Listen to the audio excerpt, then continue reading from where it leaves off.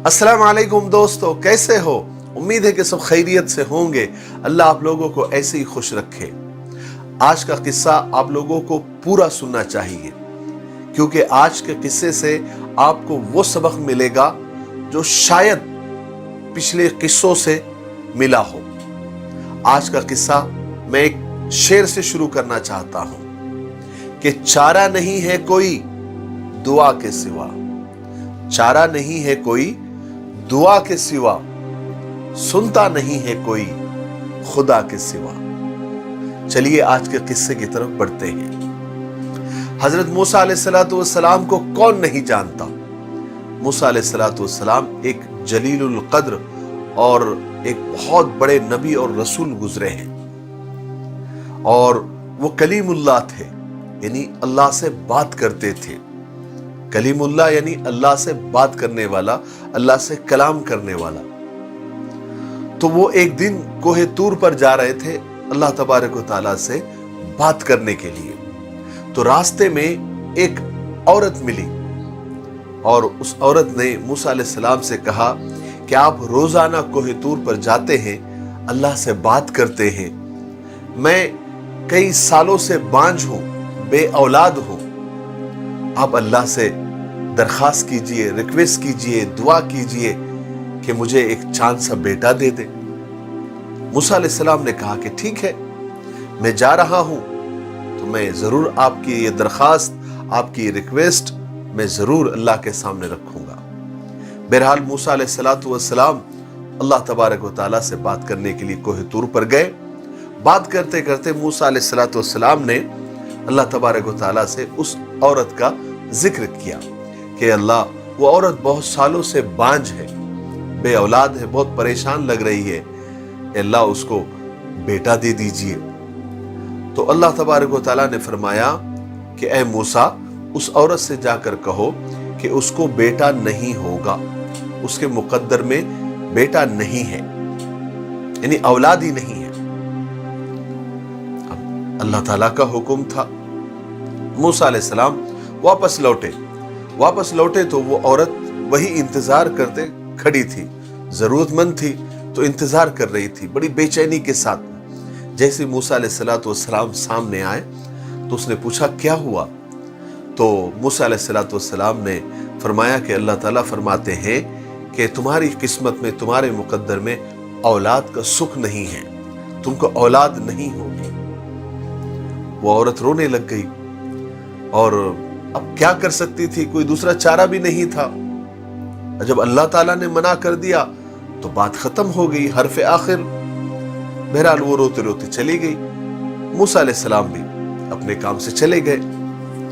फिर कुछ साल के बाद, यानी साल डेढ़ साल के बाद में वो औरत फिर मूसा अलैहिस्सलातु वस्सलाम को मिली, तो उसके गोद में एक चांद सा बेटा था। और मूसा अलैहिस्सलातु वस्सलाम के पास आकर कहने लगी, आप तो कह रहे थे कि मेरी किस्मत में, मेरे मुकद्दर में औलाद नहीं है, ये देखो औलाद पैदा हो गई, चांद सा बेटा हो गया। अब मूसा अलैहिस्सलातु वस्सलाम बड़े हैरान, बड़े परेशान कि हर चीज का मालिक अल्लाह है, औलाद का देना नहीं देना, रिस्क का देना नहीं देना, इंसान को मारना जिलाना सब अल्लाह के हाथ में है। जब अल्लाह ने फरमाया था कि इसके मुकद्दर में बेटा नहीं है, औलाद नहीं है, तो इसको बेटा हुआ कैसा? अब वो बड़े परेशान, बड़े हैरान। तो वो जब दूसरे दिन कोहे तूर पर गए तो अल्लाह तबारक व तआला से अर्ज किया कि या अल्लाह, आपको उस औरत के बारे में मैंने रिक्वेस्ट की थी, दुआ की थी, तो आपने फरमाया था कि उसके मुकद्दर में औलाद नहीं है, लेकिन वो कल तो औलाद लेके आ गई, यानी उसके हाथ में बेटा था। जबकि आप हर चीज पर, आपके कब्जे कुदरत में हर चीज है, औलाद का देना नहीं देना ये तो आपके हाथ में है। आपने बोल दिया वो हर्फ आखिर है, आखिरी हर्फ है, फिर उसको औलाद कैसे हो गई? तो अल्लाह तबारक व तआला ने फरमाया कि ए मूसा, ठीक है मैं समझाता हूं, एक काम करो, मुझे इंसान का खून लेकर आ जाओ, इंसान का खून चाहिए। अब अल्लाह का हुक्म था तो मूसा अलैहिस्सलातु वस्सलाम ने छुरी ली और अपनी कौम के पास गए اور جا کر اللہ کا حکم سنایا کہ اللہ تبارک و تعالیٰ انسان کا خون مانگ رہے ہیں، آپ خون دیجئے۔ اب خون کا نام سن کر تو سب گھبرا گئے کہ خون کیسے دیں گے، تو جس کے بھی پاس جاتے وہ پیچھے ہٹ جاتا، کوئی بہانہ کر دیتا یا پھر بھاگ جاتا۔ اب جانور کا خون ہوتا تو بات الگ تھی، اب ڈائریکٹ انسان کا خون اب کہاں سے دیں گے؟ تو گویا موسیٰ علیہ السلام نے ہر ایک بندے کے پاس جا کر اللہ کا یہ حکم سنایا، لیکن ان کی قوم کا ایک آدمی بھی اللہ کے نام پہ خون دینے کے لیے آگے نہیں آیا۔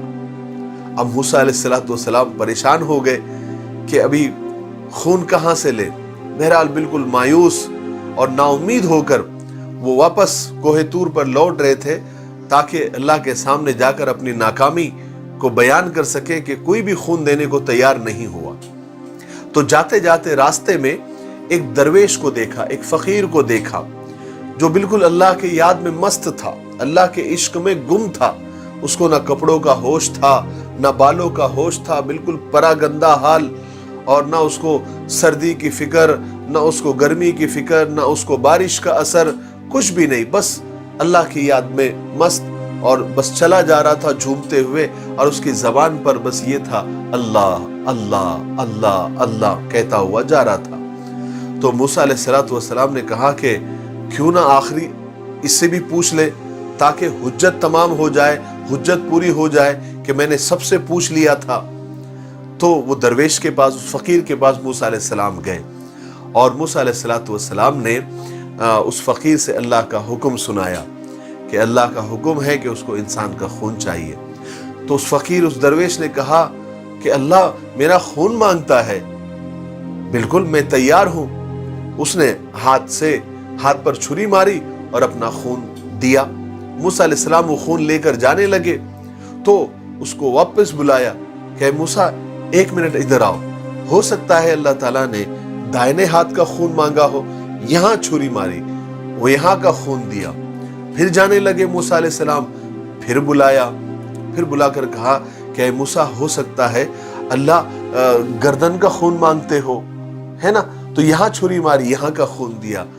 پھر جانے لگے، پھر بلایا، کہا کہ ہو سکتا ہے میرا اللہ اس کندھے کا خون مانگتا ہو، اس طرف کا خون مانگتا ہو، یہاں چھری ماری، یہاں کا خون دیا۔ پھر جانے لگے، پھر بلایا، کہا کہ اے موسیٰ ہو سکتا ہے کہ اللہ میرے پیر کا خون مانگتا ہو، تو یہاں چھری ماری، یہاں کا خون دیا۔ پھر جانے لگے، پھر بلایا، کہا کہ ہو سکتا ہے کہ اس پنڈلی کا خون مانگا ہو، غرض کے پورے بدن کے ہر حصے کا، کہ ہو سکتا ہے اللہ تعالیٰ نے اس عضو کا خون مانگا ہو، اس حصے کا خون مانگا ہو۔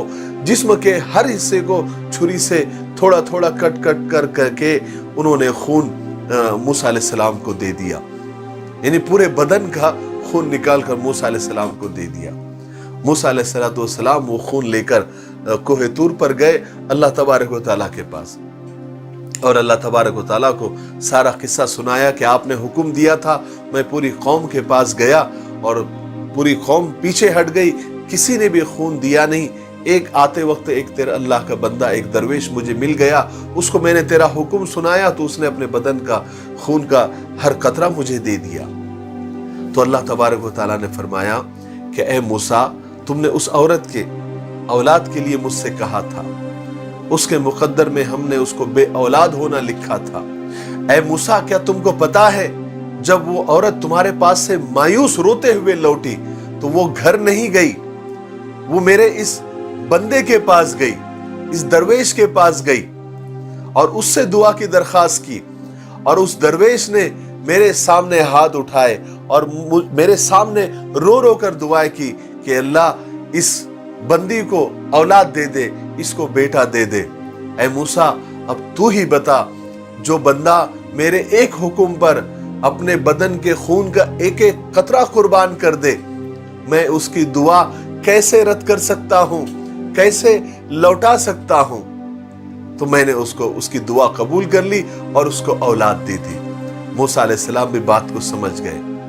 میرے بھائیوں، بہنوں اور دوستوں، کچھ اللہ کے نیک بندے ایسے ہوتے ہیں کہ جب وہ ہاتھ اٹھا لیتے ہیں تو اللہ تبارک و تعالیٰ ان کے ہاتھوں کو خالی نہیں لوٹاتے، ان کے دعاؤں کو رد نہیں کرتے۔ بہت سارے اللہ والے، بہت سارے اولیاء کرام اور بہت سارے درویش اور فقیر ایسے گزرے ہیں جو دکھنے کو تو بالکل پھٹے پرانے اور سیدھے سادے نظر آتے تھے، لیکن وہ شعر ہے نا کہ تر دامنی پر ہماری نہ جائیو اے شیخ، دامن نچوڑ دے تو فرشتے وضو کرے۔ دکھنے کو تو بالکل سیدھے سادے، لیکن اللہ کے یہاں ایسا مقام، ایسا مرتبہ کہ وہ آسمان کی طرف دیکھ بھی لے تو اللہ تبارک و تعالیٰ ان کی دل کی بات سن کر اس کو پورا کر دیتے تھے۔ مجھے امید ہے تھوڑے بات لمبی ہو گئی، لیکن سمجھانا ضروری تھا۔ اللہ تبارک و تعالیٰ ہمیں عمل کرنے کی توفیق نصیب فرمائے۔ میرے لیے، پوری امت کے لیے اور پوری انسانیت کے لیے دعا کرتے رہیں۔ السلام علیکم ورحمۃ اللہ وبرکاتہ۔